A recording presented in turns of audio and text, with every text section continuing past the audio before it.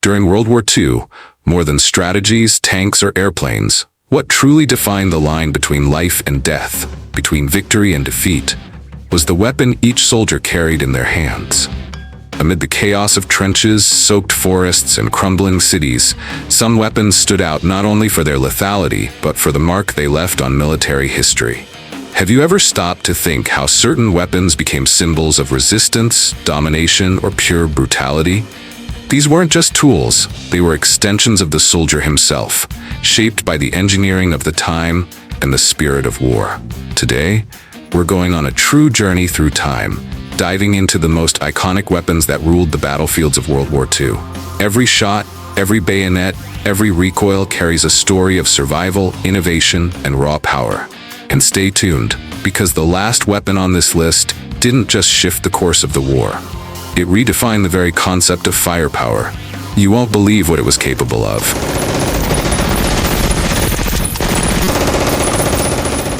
Browning Bar.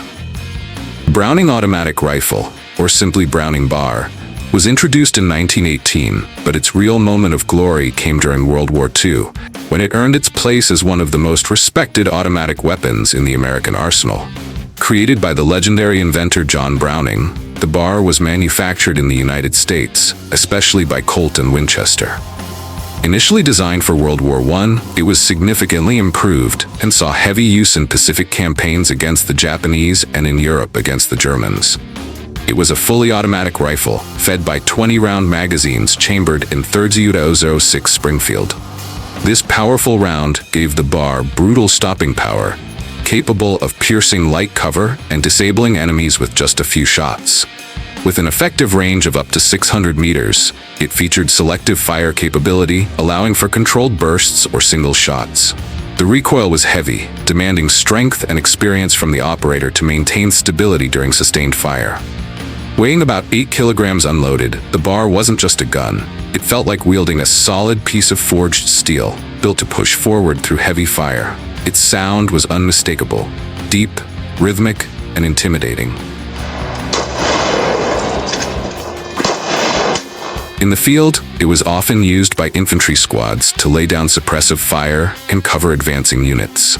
Many squads relied on a single bar gunner as their key defensive force. The bar became a symbol of American firepower and appeared in countless war films and games, reinforcing its legacy as a battlefield dominator. During the Normandy invasion, many American troops trusted the bar more than tanks. In fact, there are accounts of soldiers taking out German machine gun nests alone, with nothing but the bar in hand. If we're starting with a weapon that already commanded respect, get ready. The next one was an absolute nightmare in close quarters combat. Thompson M1928. The Thompson M1928, better known as the Tommy gun, was born in the United States and gained fame far beyond the battlefield. Before it was adopted by the military, it had already made headlines in the hands of mobsters during the Prohibition era. But it was in World War II that this submachine gun achieved legendary status. Manufactured by Auto Ordnance, it was fed by 30-round box magazines, chambered in .45 ACP. A powerful round, especially effective at close range. It offered both automatic and semi-automatic fire, with a firing rate of over 700 rounds per minute. The Thompson was heavy for a submachine gun, over 5 kilograms, but extremely reliable and deadly in close combat. It was the perfect weapon for urban warfare, trench fights, and dense jungle engagements, where firepower and maneuverability were key. Its appearance was unmistakable.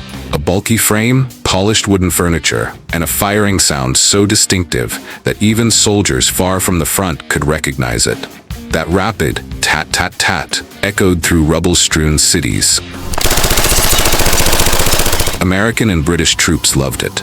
Its presence was so intimidating that sometimes just hearing it was enough to make enemies retreat. Interestingly, Winston Churchill himself praised the weapon's effectiveness in meetings with British officers, which helped further its popularity among UK troops. In many classic war films like Saving Private Ryan, the Thompson shows up in pivotal scenes, symbolizing raw power and bravery amid chaos. Impressive, right? Then brace yourself. The next weapon stood side by side with British troops in some of the war's most decisive battles. Lee Enfield No. 4. The Lee Enfield No. 4 was the primary service rifle of the British Army during World War II. Developed from earlier models dating back to the late 1800s, it was modernized to meet the demands of a much deadlier conflict.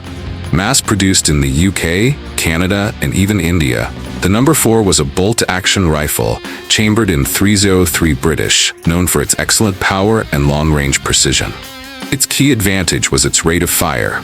Well-trained soldiers could fire up to 30 rounds per minute with manual cycling, an absurd rate for a bolt-action rifle. It had an effective range of 800 meters and was extremely reliable under the worst battlefield conditions. Mud, snow, sand, you name it. Its construction was rock solid, featuring a wooden stock and a heat-resistant metal body. Recoil was moderate but well-balanced, allowing shooters to stay on target during longer engagements. The rifle's report was sharp and firm, followed by a slight muzzle lift. The No. 4 also stood out for its ergonomics. Despite its length, it shouldered comfortably, and its adjustable sights were considered some of the best of the war. It was used across every major theater: Europe, Africa, and Asia. It was truly the backbone of the British infantry.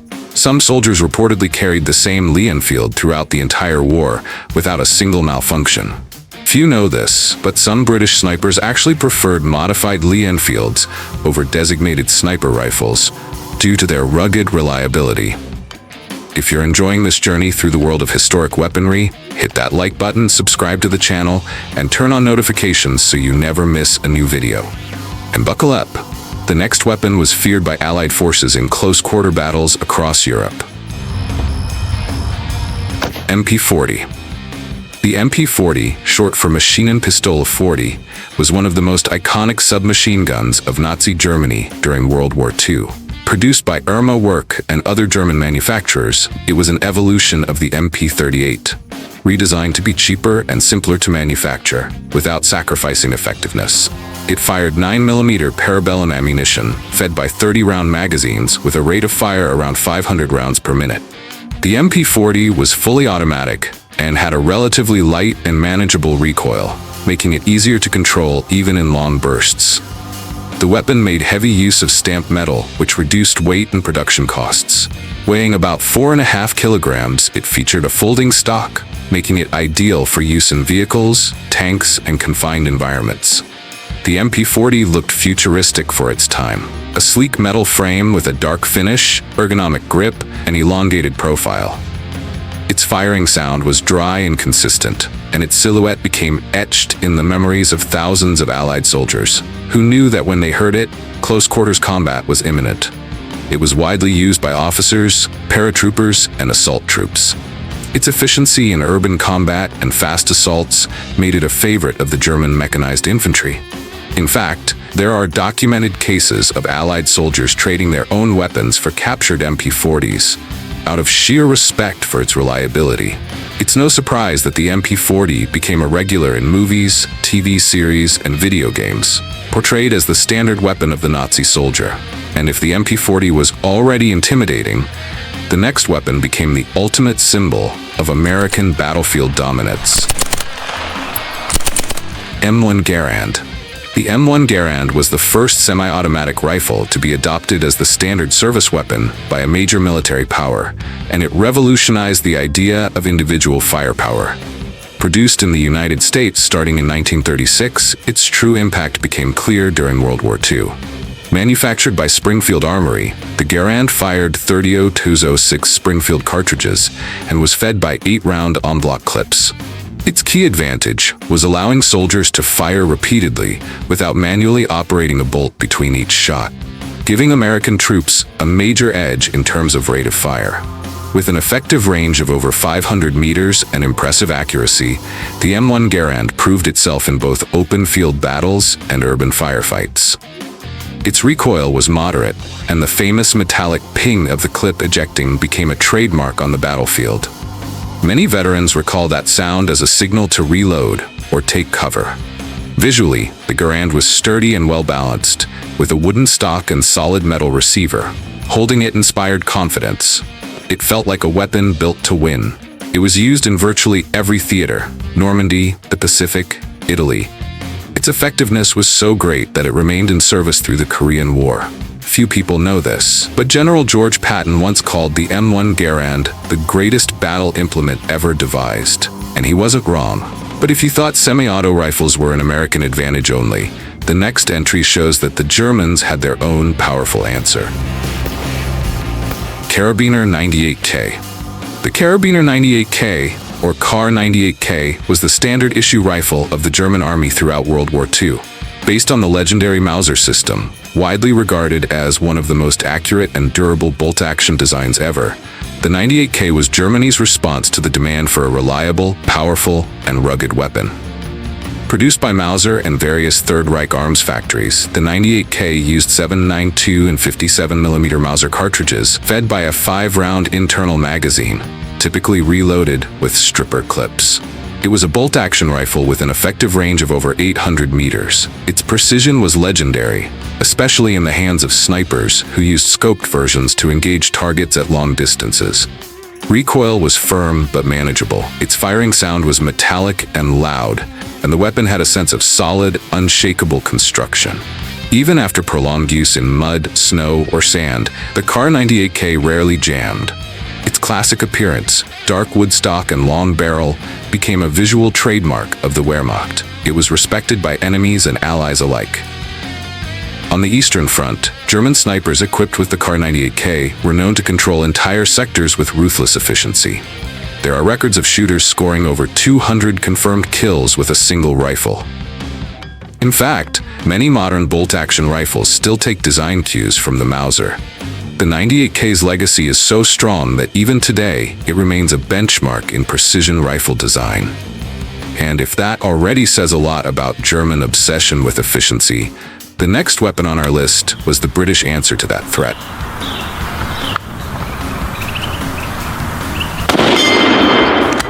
Bren. The Bren light machine gun, named after Brno in Czechoslovakia and Enfield in England, was the backbone of British squad support firepower during World War II. Based on a Czech design, the Bren was adapted by the UK and entered large-scale production in the late 1930s. It fired the same 303 British round as the Lee Enfield and used curved magazines holding 30 rounds, loaded from the top. It had a rate of fire of about 500 rounds per minute, with an effective range exceeding 600 meters. For its era, it was considered light, weighing around 11 kilograms, and could be operated by a crew of just 2.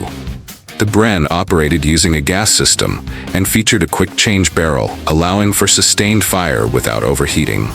The recoil was noticeable but well dispersed, thanks to the front bipod, which stabilized the weapon during long bursts. Visually, the Bren was distinctive. Top-mounted magazine, folding bipod, wide stock, and an imposing overall presence. Its firing sound was deep and rhythmic, enough to command respect even from a distance. It was used to cover advancing squads, stop enemy charges, and secure defensive positions. Its versatility made it one of the most important weapons in the British arsenal. Interestingly, the Bren was so reliable that it remained in service for decades, even seeing action in the Falklands War in the 1980s. And if you're a fan of powerful, historical, or just unique firearms, don't forget to hit that like button, subscribe to the channel, and ring the bell, because what's coming next will surprise you even more. Up next, a legend from the Eastern Front. Simple, rough, and utterly deadly. Mosin Nagant. The Mosin Nagant is undeniably one of the most produced and battle-tested rifles in history. Originally developed in Imperial Russia in the late 1800s, it went through numerous upgrades to become the standard-issue rifle of the Soviet Union during World War II. Mass-produced by Soviet factories like Ishevsk and Tula, it fired 7.62 54mm cartridges, a powerful round with excellent range. It had an internal magazine that held 5 rounds, reloaded via stripper clips or individually. A bolt-action rifle with solid accuracy and an effective range of over 800 meters, the Mosin was heavy, with significant recoil, but its simple and brutal construction made it nearly indestructible. Its design was no nonsense: light or dark wood stock depending on the batch, exposed metal parts, and zero excess. The Mosin wasn't elegant. It was a block of steel and timber, forged for the frozen hell of the Eastern Front. The firing sound was loud, deep, and dry. While the recoil could rattle even the toughest shoulders, many Soviet soldiers placed absolute trust in their Mosins. The sniper version, equipped with a PU scope, became legendary in the hands of elite marksmen like Vasily Zaitsev, the Soviet hero of the Battle of Stalingrad. In many operations, a single Mosin sniper was enough to halt the advance of entire German squads. It was a deadly game of patience, precision, and nerves of steel. To this day, the Mosin Nagant is collected worldwide, valued for both its history and reliability. It's the kind of rifle that survives war and keeps firing decades later. But if you thought the Mosin was memorable, the next weapon redefined devastation through sheer firepower.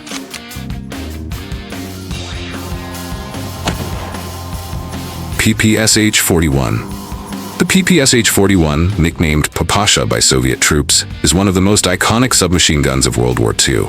Designed by Georgy Shpagin in 1941, it was developed as an urgent response to the Soviet Union's need for a cheap, fast, and effective weapon to arm millions of soldiers.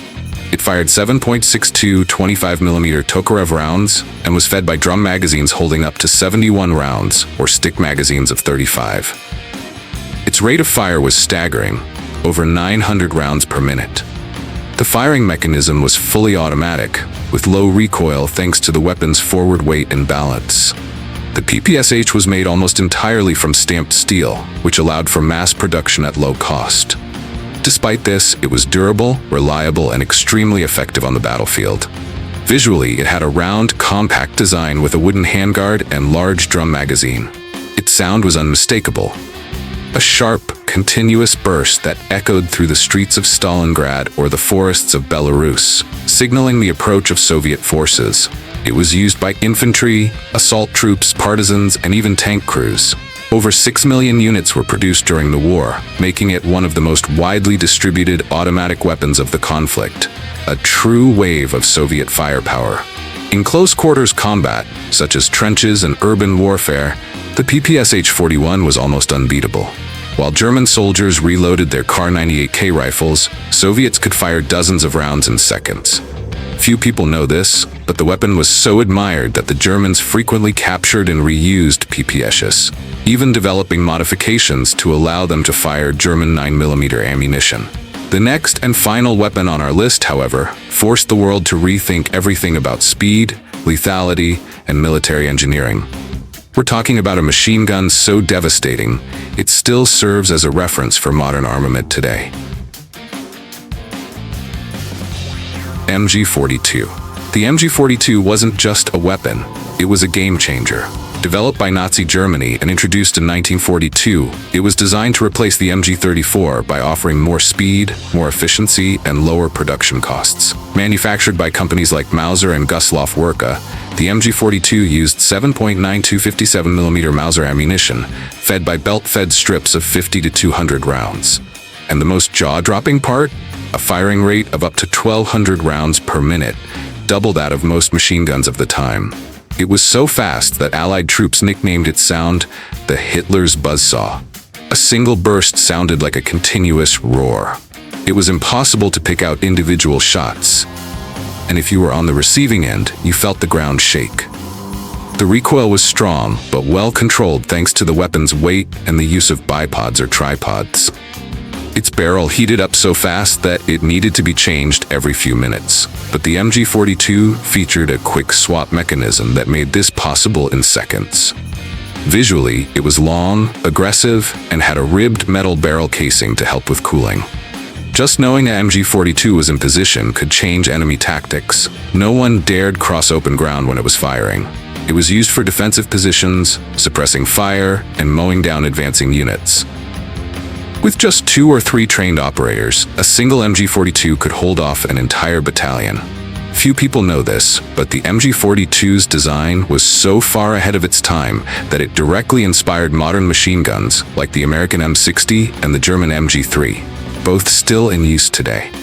The MG42 was, quite literally, the definition of extreme firepower, a symbol of how far German engineering went in pursuit of battlefield dominance. And for that reason, it rightfully closes our list with a thunderous finale. Today, we explored rare, historic, deadly, and even brutal weapons. but every single one had a unique story that deeply shaped the battlefields of World War II. These aren't just weapons, they're symbols of eras, battles, and ways of fighting. Each one helped mold the outcome of one of the greatest conflicts in human history. They went beyond mechanical engineering, they became part of our shared memory. Now tell me in the comments, which of these weapons impressed you the most? Which one would you love to have in your collection or see up close one day? If you enjoy this kind of content, make sure to subscribe, hit the notification bell, and like the video, because every week, we bring you more of the world's most curious, powerful, and legendary weapons. See you in the next video.